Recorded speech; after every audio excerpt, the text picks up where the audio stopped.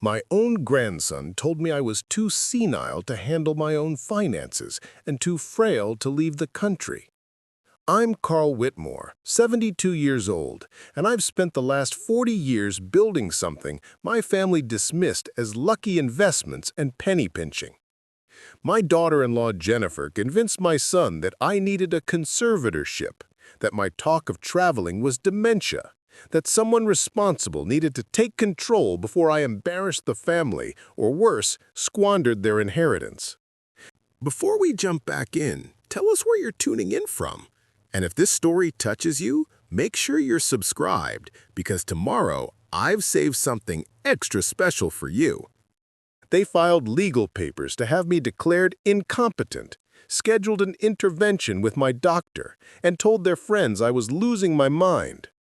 What they didn't know was that while they were planning to ground me permanently, I was 35,000 feet over the Atlantic, and the house they thought they'd inherit, along with everything else they'd counted on, had just been transferred to people they'd never met. By the time their plane touched down in what they thought was my care facility, I'd already been gone for 3 days. The intervention happened exactly as I predicted. I was somewhere over the Atlantic, reading a paperback mystery and drinking mediocre airline coffee, when Derek, Jennifer, and Austin arrived at what they thought was the Heritage Oaks senior living community in Westerville. They'd made an appointment with the director, brought folders full of documentation about my supposed decline, and prepared speeches about difficult decisions and doing what's best for family. The director, a pleasant woman named Karen Mills, listened politely for about 5 minutes before stopping them. "I'm sorry, but I think there's been a misunderstanding. We have no intake scheduled for a Carl Whitmore, and frankly, based on what you're describing, your father wouldn't qualify for our memory care unit anyway. That requires actual medical diagnosis of cognitive impairment."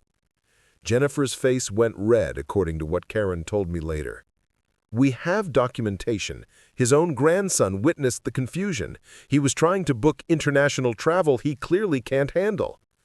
Karen smiled the way professionals do when they're being patient with difficult people. "Ma'am, booking international travel isn't a sign of dementia. It's a sign of someone who wants to take a trip. Do you have actual medical records indicating cognitive decline?"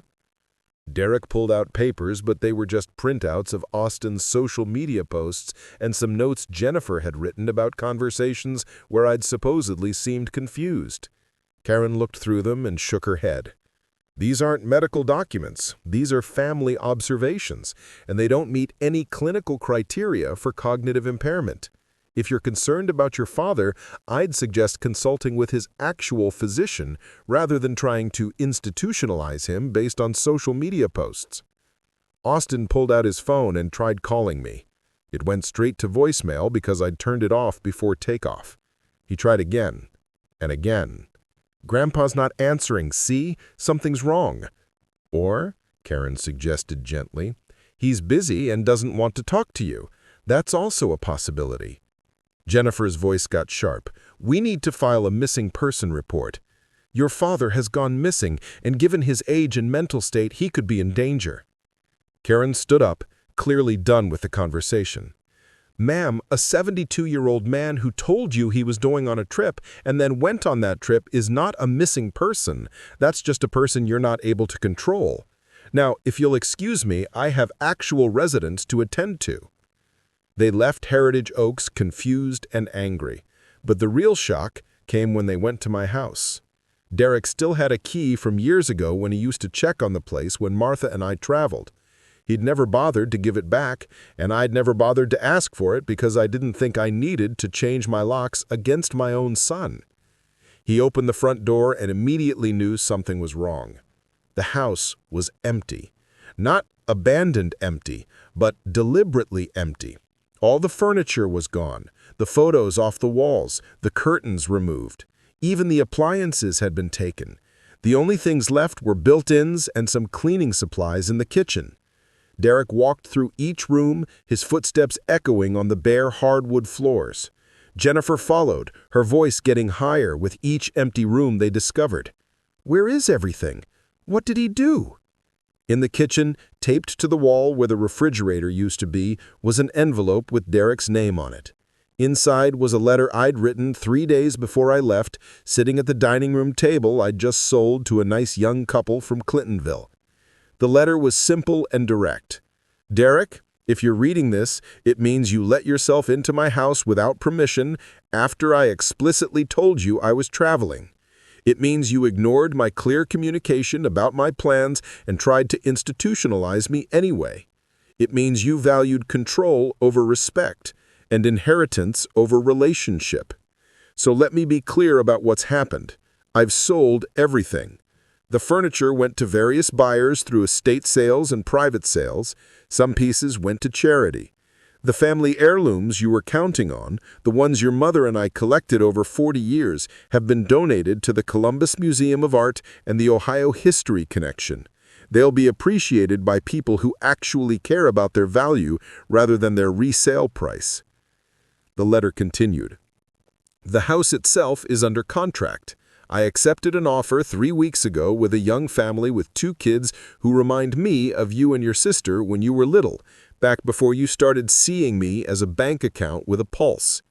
The sale closes in 45 days. I've already moved my essential belongings into storage, and I'll be traveling for the foreseeable future. By the time you read this, I'll be in Prague, walking across the Charles Bridge, seeing the astronomical clock, doing exactly what you said I was too senile to do. Jennifer grabbed the letter from Derek's hands and read it herself. This can't be legal. He can't sell the house without telling us. It's his house, Austin said quietly. He can do whatever he wants with it. But our inheritance, Jennifer's voice cracked. We were counting on that house. Everything we've planned, the renovations we were going to do, the equity we needed. Derek pulled out his phone and called Sandra Chen's office. The receptionist answered cheerfully and connected him to Sandra, who I'd briefed extensively on what to expect. Mr. Whitmore, Sandra's voice was professional and cool. I've been expecting your call. Your father asked me to inform you that all property transfers have been executed legally and are irreversible. If you're calling to discuss the conservatorship filing, I should inform you that we're prepared to countersue for attempted elder abuse, fraud, and emotional distress. Elder abuse, Derek's voice went up an octave. We were trying to protect him. By declaring him incompetent without medical evidence? By planning to sell his home and institutionalize him against his will? By posting disparaging content about him on social media? Mr. Whitmore, I have recordings of conversations where your wife discusses hiding your father's mail, limiting his access to his own bank accounts, and convincing his doctor he's experiencing dementia when no such diagnosis exists. The phone went silent. Sandra continued. Your father spent 6 months documenting everything, every condescending comment, every dismissed concern, every time you treated him like a child who couldn't make his own decisions. He has text messages, voice recordings, and witness statements from neighbors who observed your behavior. If you proceed with any legal action against him, all of this becomes public record. Derek looked at Jennifer, who had gone pale. We were just trying to help. Were you? Because from where I'm sitting, it looks like you were trying to help yourselves to his assets while he was still alive. Now, your father has asked me to convey one final message. He's blocked all of your numbers. Any further contact needs to go through my office. He'll reach out if and when he's ready to rebuild a relationship, but that's entirely on his timeline and his terms. Sandra hung up. The 3 of them stood in my empty house, their footsteps echoing in rooms that used to hold family dinners and Christmas mornings and ordinary Tuesday evenings watching Jeopardy. Austin walked to the living room window and looked out at the yard I'd maintained for 40 years. Guys, I think we really messed up. Jennifer whirled on him. We messed up? Your grandfather just sold everything out from under us. He destroyed our financial planning. He ruined everything. Did he, or did we ruin it by treating him like he was already dead? Austin pulled out his phone and opened Instagram. His post about me had gone viral, but not in the way he'd expected. Someone had found my Facebook page, which I rarely used but kept updated with photos from my travel planning. Preparing and narrating this story took us a lot of time, so if you are enjoying it, subscribe to our channel. It means a lot to us. Now back to the story. Pictures of the tour group website, the itinerary, my travel journal where I'd been documenting my preparation. Someone had shared it with the caption, "This is the supposedly senile grandfather. He planned an entire European trip by himself, documented everything carefully, and organized his affairs responsibly. His family just wanted his house." The comments were brutal. "Your grandfather sounds awesome and you sound like a vulture. Elder abuse isn't cool. Deleting posts doesn't delete screenshots. People like you are why old people don't trust their families." Austin's follower count was dropping in real time. Madison, who had been silent through everything, finally spoke up. "Austin, maybe you should delete your account." "It's too late for that," he said, showing her the screenshots that had already spread across Twitter, Reddit, and TikTok. "Someone made a TikTok about it. It has 2 million views. The caption is, 'When Golden Child Syndrome meets Inheritance Fever.'" Derek sat down hard on the floor of the empty living room. "What did we do?" "What you always do," Jennifer snapped. "You let your father manipulate you. He's the one who should feel guilty, not us." But Derek wasn't listening. He was scrolling through his own messages with me, months and months of one-word replies to my attempts at conversation, ignored invitations to dinner, dismissed stories about my day. "Dad kept trying," he said quietly. "He kept reaching out, and I kept treating him like a burden." "Because he was becoming a burden," Jennifer insisted. "He needed management. He needed respect," Austin said. "And we gave him the opposite." The house was already getting dark, and none of them had thought to bring flashlights. They walked out of my empty home and stood in the driveway, looking at the for sale sign that had appeared in the front yard that morning. The sign said, "Pending sale with a projected closing date 6 weeks away." Everything they'd counted on, planned for, and felt entitled to was disappearing while I sat in a cafe in Prague's Old Town Square, drinking coffee that actually tasted good, and watching people live their lives without... The email arrived in Derek's inbox at 3:47 a.m. Eastern Time, which meant I'd sent it at 9:47 a.m. Central European Time, probably from a cafe with better coffee than anything they sold at the Starbucks near Derek's office. The subject line read, "Things you should know." Derek opened it on his phone, lying in bed next to Jennifer, who was pretending to sleep, but was actually scrolling through real estate listings, trying to calculate how much equity they'd just lost. The email was longer than any message I'd sent in years, carefully written, with attachments that made Derek's stomach drop as he opened each one. "Derek, by now you've seen the house and talked to Sandra. You're probably angry, confused, and convinced I've lost my mind. So let me explain some things you never bothered to ask about. I wasn't a postal worker who got lucky. I was a postal worker who understood something most people don't, that wealth isn't about how much you make, it's about how much you keep and what you do with it. For 40 years while your mother was alive and after she passed, I lived on 40% of my income and invested 60%, every single month, no exceptions." The first attachment was a spreadsheet showing 40 years of investment records. Starting balance in 1984, $3,200. Monthly contributions varying from $400 to $1,200 depending on overtime and cost of living adjustments. Compound growth over 4 decades. Current portfolio value as of last month, $2.4 million. Derek stared at the number. His father, who he'd assumed was surviving on a modest pension and Social Security, had more liquid assets than Derek would probably accumulate in his entire lifetime. The email continued, "The house you thought was my only asset? I paid it off in 1998. It's been generating equity for 27 years while I lived in it for basically the cost of property taxes and maintenance. When I sold it 3 weeks ago, I cleared $340,000 after closing costs. That money is currently sitting in an account earmarked for a purpose I'll explain shortly." Jennifer sat up and grabbed Derek's phone. "What is this?" "Keep reading," Derek said quietly. The email went on. "You want to know where I've been the past week? I've been in Prague with 14 other people, all between 65 and 78 years old, all of whom your generation would probably write off as too old, too confused, too whatever to live full lives. Yesterday we toured Prague Castle. Today we walked 6 miles through the city. Tomorrow we're taking a day trip to Český Krumlov. I'm hiking, learning, speaking broken Czech to patient locals, and remembering what it feels like to be treated like a competent adult instead of a problem to be managed. The second attachment was photos. Me standing in front of the astronomical clock with my tour group, all of us smiling and healthy looking, me on the Charles Bridge at sunset, me in a restaurant toasting with a glass of Czech beer, surrounded by new friends who seemed genuinely happy to be there. In every photo, I looked more alive than I had in any family picture from the past 5 years. Jennifer zoomed in on one photo. "He looks fine. He looks better than fine." Derek's voice was flat. "He looks happy."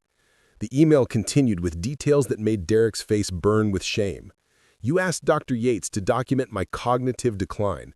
What you don't know is that Dr. Yates and I had a conversation after the second appointment where Jennifer tried to feed her false information. Dr. Yates gave me copies of her actual medical notes. They say, patient shows no signs of cognitive impairment. Alert, oriented, appropriate affect. Family member seems to be exaggerating concerns, possible financial motivation.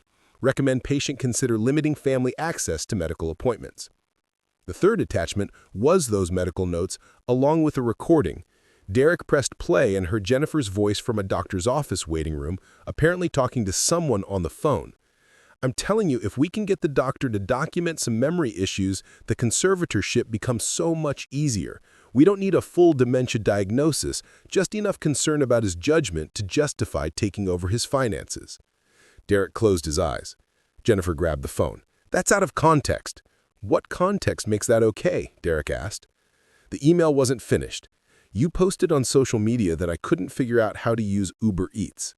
Austin, I don't use Uber Eats because I cook my own meals, and I think paying someone $25 to deliver $12 worth of food is financially irresponsible. I was using smartphones when you were still in elementary school. I have email, banking apps, investment portfolio apps, and I book my own travel. The difference is I don't perform my entire life online for strangers to validate." Austin, who'd been copied on the email, texted the family group chat, "Guys, we need to talk." Derek didn't respond. He was reading the final section of my email, the part that laid out exactly what I'd done with my assets and why. The house sold for $340,000. That money, plus $160,000 from my investment portfolio, has been donated to the Ohio chapter of the National Council on Aging, specifically to their legal advocacy fund that helps seniors fight inappropriate conservatorship attempts and elder financial abuse. I told them about my experience with my own family, and they were very interested in using my story in their fundraising materials. You'll be hearing from them." Jennifer made a choking sound. $500,000. He gave away $500,000 to spite us." "Keep reading," Derek said quietly. The email went on. "You want to know where I've been the past week? I've been in Prague with 14 other people, all between 65 and 78 years old, all of whom your generation would probably write off as too old, too confused, too whatever to live full lives. Yesterday we toured Prague Castle, today we walked 6 miles through the city, tomorrow we're taking a day trip to Český Krumlov. I'm hiking, learning, speaking broken Czech to patient locals, and remembering what it feels like to be treated like a competent adult instead of a problem to be managed." The second attachment was photos. Me standing in front of the astronomical clock with my tour group, all of us smiling and healthy looking. Me on the Charles Bridge at sunset. Me in a restaurant, toasting with a glass of Czech beer, surrounded by new friends who seemed genuinely happy to be there. In every photo, I looked more alive than I had in any family picture from the past 5 years. Jennifer zoomed in on one photo. "He looks fine. He looks better than fine." Derek's voice was flat. "He looks happy." The email continued with details that made Derek's face burn with shame. "You asked Dr. Yates to document my cognitive decline. What you don't know is that Dr. Yates and I had a conversation after the second appointment where Jennifer tried to feed her false information. Dr. Yates gave me copies of her actual medical notes. They say, patient shows no signs of cognitive impairment. Alert, oriented, appropriate affect. Family member seems to be exaggerating concerns, possible financial motivation. Recommend patient consider limiting family access to medical appointments." The third attachment was those medical notes, along with a recording. Derek pressed play and heard Jennifer's voice from a doctor's office waiting room, apparently talking to someone on the phone. I'm telling you, if we can get the doctor to document some memory issues, the conservatorship becomes so much easier. We don't need a full dementia diagnosis, just enough concern about his judgment to justify taking over his finances. Derek closed his eyes. Jennifer grabbed the phone. That's out of context. What context makes that okay? Derek asked. The email wasn't finished. You posted on social media that I couldn't figure out how to use Uber Eats. Austin, I don't use Uber Eats because I cook my own meals, and I think paying someone $25 to deliver $12 worth of food is financially irresponsible. I was using smartphones when you were still in elementary school. I have email, banking apps, investment portfolio apps, and I book my own travel. The difference is I don't perform my entire life online for strangers to validate. Austin, who'd been copied on the email, texted the family group chat, "Guys, we need to talk." Derek didn't respond. He was reading the final section of my email, the part that laid out exactly what I'd done with my assets and why. The house sold for $340,000. That money, plus $160,000 from my investment portfolio, has been donated to the Ohio chapter of the National Council on Aging, specifically to their legal advocacy fund that helps seniors fight inappropriate conservatorship attempts and elder financial abuse. I told them about my experience with my own family, and they were very interested in using my story in their fundraising materials. You'll be hearing from them. Jennifer made a choking sound. $500,000! He gave away $500,000 to spite us! Keep reading, Derek said quietly. The house sold for $340,000. That money, plus $160,000 from my investment portfolio, has been donated to the Ohio chapter of the National Council on Aging, specifically to their legal advocacy fund that helps seniors fight inappropriate conservatorship attempts and elder financial abuse. I told them about my experience with my own family, and they were very interested in using my story in their fundraising materials. You'll be hearing from them.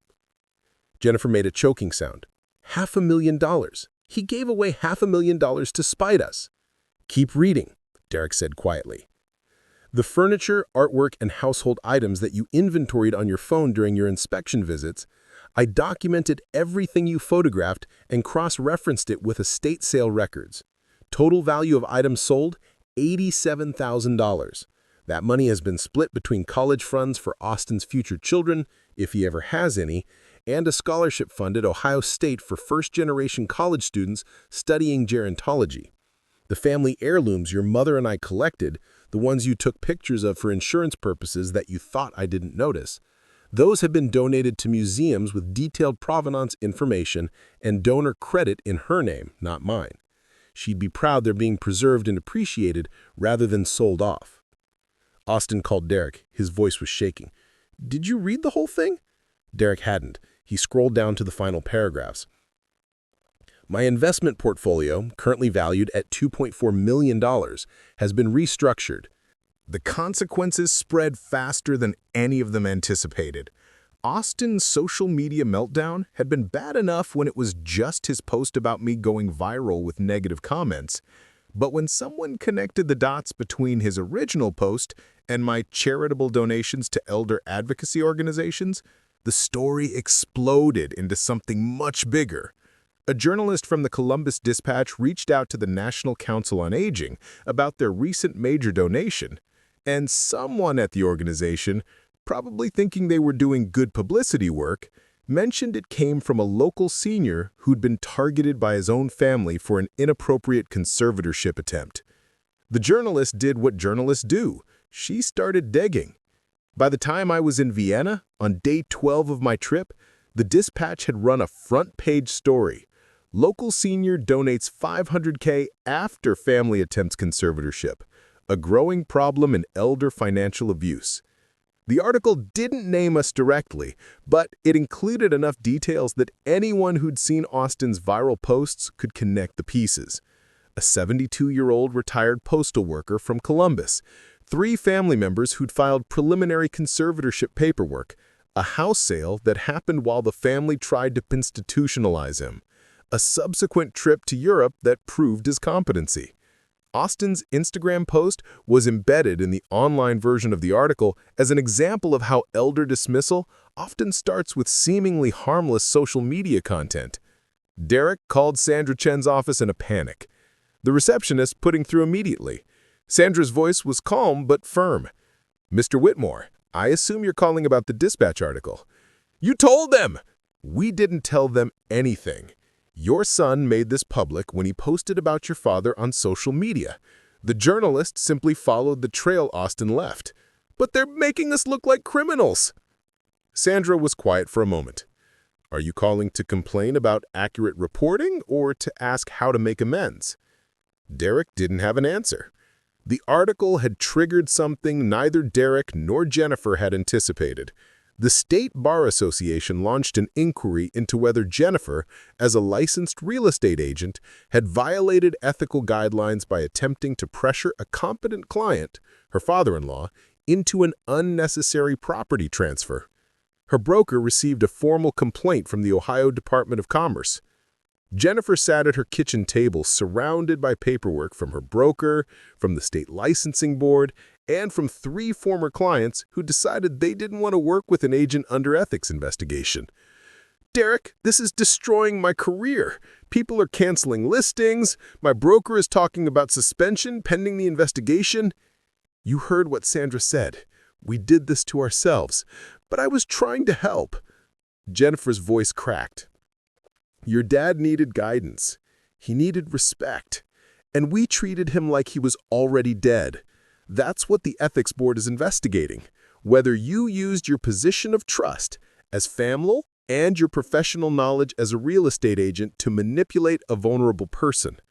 "Except he wasn't vulnerable," Derek said quietly. "That's the whole point. We assumed vulnerability that didn't exist because it served our purposes." Austin's situation was different, but equally devastating. His employer, a tech startup that prided itself on progressive values and social responsibility, called him into a meeting with HR and his direct supervisor. The conversation was brief and professionally brutal. "Austin, we've become aware of a situation involving your social media presence that conflicts with our company values regarding elder respect and dignity. We're placing you on administrative leave while we review whether your online behavior represents the company appropriately." "It was one post," Austin protested. "It was a post that went viral and is now connected to a news story about elder financial abuse. Our clients and investors are asking questions. We need time to assess the situation." Madison, his fiancée, had been increasingly distant since the house incident. 3 weeks after the dispatch article ran, she asked to meet him for coffee. Austin knew before she said anything what was coming. Her body language was closed off, defensive. She ordered a latte and wouldn't make eye contact. "Austin, I've been thinking a lot about what happened with your grandfather. I need to understand something. When we talked about our future, about buying a house, about the life we'd build together, how much of that planning was based on your inheritance?" Austin started to answer, then stopped. He'd never actually calculated it, but the honest answer was most of it. The down payment for the house they'd looked at, the wedding budget they'd discussed, the assumption that they'd have financial cushion from family money. All of it had been built on assets that were never actually his. Madison nodded like she'd confirmed something she already knew. "That's what I thought. Austin, I can't build a life with someone who counted on taking his grandfather's money before his grandfather was even gone. That's not the kind of person I thought you were." "But we can still have those things," Austin said desperately. "We'll save differently, plan better, work harder." "It's not about the money. It's about who you became when you thought you were entitled to it. You posted about your grandfather like he was a burden, tried to have him institutionalized, and didn't see anything wrong with it until there were consequences for you." She stood up. "I need someone who treats family with respect, especially when they think no one important is watching. I don't think that's you." Back in Columbus, Derek started attending the family counseling sessions that were required for any potential inheritance distribution. He went alone the first 3 times because Jennifer refused, insisting it was all pointless performance to satisfy my unreasonable demands. The counselor, Dr. Patricia Morrison, specialized in family dynamics and elder care issues. She didn't let Derek off easy. Mr. Whitmore, walk me through the moment when you decided your father needed a conservatorship. Derek explained about the Prague trip, the spending, the concern about his father's judgment. Dr. Morrison listened without interrupting, then asked a simple question. Did you ever ask your father about his financial situation directly? Derek thought about it. No, I assumed based on his lifestyle. You assumed a man who'd worked for 40 years, owned his home outright, and lived modestly was financially struggling? Yes. Why? Because he drove an old car and shopped at discount stores. Dr. Morrison wrote something in her notes. So you equated frugality with poverty and used that assumption to justify taking control of his autonomy. Derek felt his face get hot. When you put it that way, it sounds bad. Mr. Whitmore, it was bad. You attempted to legally strip a competent adult of his rights based on your assumptions about his finances and capabilities. The fact that you're only now recognizing this suggests we have significant work to do. Jennifer finally agreed to attend counseling after her broker officially suspended her real estate license pending the ethics investigation. She sat in Dr. Morrison's office with her arms crossed, radiating hostility. I don't understand what we're supposed to be learning here. That we shouldn't care about family? That we should just let elderly people make dangerous decisions? Dr. Morrison's voice was patient but firm. Mrs. Whitmore, what dangerous decisions did your father-in-law make? He tried to travel internationally at 72. Is there a medical reason 72-year-olds can't travel? No, but it's risky at that age. Based on what evidence? Jennifer didn't have an answer. Dr. Morrison continued, your father-in-law is in excellent health, cognitively sharp, financially secure, and capable of planning complex international travel. The only risk was to your expectations about inheriting his assets. The session continued for another 45 minutes, with Dr. Morrison systematically dismantling every justification they'd constructed for their behavior. By the end, Jennifer was crying, angry tears, and Derek looked exhausted. Dr. Morrison handed them each a worksheet. For next session, I want you to write down every assumption you made about Carl's capabilities and limitations. Then I want you to write down the evidence you had for each assumption. Not feelings, not concerns, actual evidence. Derek looked at the worksheet. There won't be much in the evidence column. That's the point, Mr. Whitmore. You built an entire legal case on assumptions, and those assumptions were rooted in your own needs rather than his actual limitations. Meanwhile, I was in Budapest sending postcards to Sandra Chen's office with updates on my travels. I'd gained 12 pounds from eating too much good food, walked an average of 8 miles per day, learned basic phrases in 3 languages, and made friends with people from 6 different countries. My tour group had become close. We had dinner together most nights, swapping stories about our lives, our families, and our reasons for traveling. One woman, Helen from Portland, was 76 and traveling solo after her children tried to convince her she should move into their guest room instead of living independently. Another man, George from Miami, was 70 and had been told by his daughter that cruise ships were too dangerous for someone his age. We'd all been underestimated by people who loved us, and we'd all chosen to prove them wrong. On day 40 of my trip, somewhere in Croatia, I sent an email to Derek in Austin through Sandra Chen's office. It was shorter than my previous message, just a few paragraphs with photos attached. Me hiking in Plitvice Lakes National Park, me kayaking in the Adriatic Sea, me having dinner with my tour group, all of us suntanned and happy and very much alive. The email said simply, I'm not writing to punish you or to gloat. I'm writing because I want you to see what you almost took from me. Not the money or the house, but this, the chance to live fully in whatever. 6 months after I left for Prague, I came home, not to Columbus, but to a small coastal town in North Carolina called Beaufort that I discovered during the final leg of my travels. I'd spent 2 weeks there, walking the historic downtown, talking to locals, and realizing that nothing required me to go back to Ohio except habit. I bought a small cottage 3 blocks from the water, paid cash, and had my belongings shipped from storage. The cottage cost $185,000, had 2 bedrooms, a front porch with rocking chairs, and neighbors who introduced themselves by bringing homemade pie instead of asking intrusive questions about my finances. It felt more like home in 2 weeks than Columbus had felt in the past 5 years. Derek found out about the move when a letter arrived at his address, forwarded through Sandra Chen's office. Inside was my new address, a photo of the cottage, and a simple note. I've moved to North Carolina. The number you have for me still works if you'd like to call, but only if you've completed the requirements we discussed. If you haven't, please wait until you have. I mean that. I'm not interested in apologies that come from desperation or obligation. I'm only interested in rebuilding if you've actually learned something. Derek had completed 3 of the 4 requirements.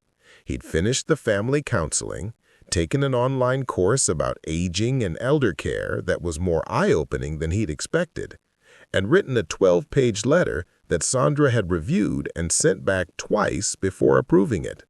The only requirement left was the volunteer work, and he'd been putting it off.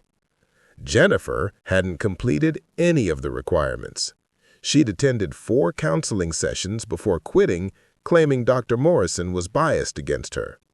Her real estate license had been suspended for 6 months, and she'd spent most of that time angry, convinced that I'd orchestrated everything to punish her specifically. Derek had suggested she focus on the requirements, try to repair the relationship, but Jennifer had refused. I'm not jumping through hoops for money that should have been ours anyway. That sentence, more than anything else that had happened, made Derek realize his marriage might not survive this. Because Jennifer still didn't understand. She still saw the inheritance as something owed rather than something gifted. Still saw me as an obstacle rather than a person. Still believed the problem was my unreasonableness rather than her entitlement. Austin had completed all 4 requirements within 3 months. He'd thrown himself into the work with an intensity that surprised everyone, including himself. The volunteer requirement had taken him to a legal aid office that helped seniors fight financial exploitation. He'd spent 200 hours over 3 months answering phones, filing paperwork, and listening to stories that made him physically sick. Elderly people whose children had stolen their Social Security checks. Grandparents who'd been threatened with nursing homes if they didn't sign over property deeds. Seniors who'd been isolated from friends and family by relatives who wanted control of their assets. Every story was a variation of what he'd tried to do to me, and every story showed him what he almost become. One case in particular had shaken him. An 80-year-old woman whose grandson had convinced her to add him to her bank accounts, then systematically drained $47,000 over 8 months while telling her she was too confused to manage money. The woman had come to the legal aid office in tears, clutching bank statements she didn't understand, apologizing for being stupid. Austin had sat with her, helped her organize the documents, and realized with horrible clarity that this was exactly what he'd planned to do to me. The legal mechanisms were different, but the underlying assumption was identical. Old people can't be trusted with their own resources, and taking control is helping them. He'd written about this woman in his apology letter to me, not to gain sympathy, but to show he understood the actual harm he almost caused. Madison had broken off their engagement, but after Austin completed his volunteer work, she'd agreed to meet for coffee. She'd heard about the legal aid work from mutual friends, knew about the counseling and the courses and the letter. She didn't offer to get back together, but she did say something that mattered. "Austin, I can see you've changed. I don't know if it's permanent or if it's just you doing what you need to do to get the inheritance, but for what it's worth, I hope it's real. You're better than who you were 6 months ago." Austin had told her the truth. He didn't know if it was permanent either. He only knew that he couldn't go back to seeing elderly people the way he used to, as obstacles or burdens or confused children who needed management. He'd seen too much, learned too much, hurt too much to ever unsee it. 3 weeks after I moved to Beaufort, my phone rang, Derek's number. I almost didn't answer, but curiosity won. "Dad?" "Hey, Derek. I got your letter with the new address. The cottage looks nice." "It is nice." There was a long pause. "I finished the volunteer work last week. I've been working at a senior center, helping with their meal program and transportation services." "All right." Derek's voice got thick. "Dad, I need to tell you something. I spent 6 months trying to figure out how to apologize in a way that would satisfy your requirements, and I kept getting it wrong because I was still thinking about it as requirements, like hoops to jump through to get what I wanted." "When did that change?" "A few weeks ago. I was driving an 89-year-old man named Luther to a doctor's appointment, and he was telling me about his son who doesn't call anymore, how they used to be close, but something broke between them, and now they just exchange Christmas cards. And Luther said something that hit me. He said, 'The worst part isn't that my son doesn't love me. It's that he stopped seeing me as a person worth knowing.'" I listened without interrupting. Derek continued, "Dad, that's what I did to you. I stopped seeing you as a person worth knowing. You became this problem I needed to solve, this obstacle between me and financial security. And I convinced myself it was love, that managing you and controlling you and planning your future without your input was somehow caring for you. But it wasn't love. It was just convenient. I thought about my cottage porch, the neighbors who'd invited me to a book club, the retired teacher down the street who taught me to identify local birds, people who saw me as someone worth knowing rather than someone to be managed. Derek, do you remember what you wanted to be when you were a kid?" "What? That's random. Do you remember?" "You wanted to be a forest ranger. You had posters of national parks on your wall, read every book about wilderness survival, spent summers at conservation camps. What happened to that?" Derek was quiet for a long time. "I got practical, went into business, took the safe job, focused on stability and retirement planning." "When did you stop talking to me about what you actually wanted out of life?" "I don't know. Years ago, I guess. Because somewhere along the way, our conversations became about property values and investment returns and inheritance timelines. And I let that happen because it was easier than asking the hard questions about whether you were happy or fulfilled or living the life you actually wanted." Derek started crying. "I'm 48 years old and I don't know who I am outside of my job and my financial planning. I don't have hobbies. I don't have passions. I look at your photos from Europe and I realize I've never done anything just because it made me happy." "That's not an apology, Derek. I know. I'm not trying to apologize right now. I'm trying to explain why I'm glad you didn't let me take your house. Because if you had, I'd have continued thinking that security and control and financial planning were the same things as living. And they're not. No, they're not. Dad, can I come visit? The cottage has a guest room." "But Derek, I need you to understand something.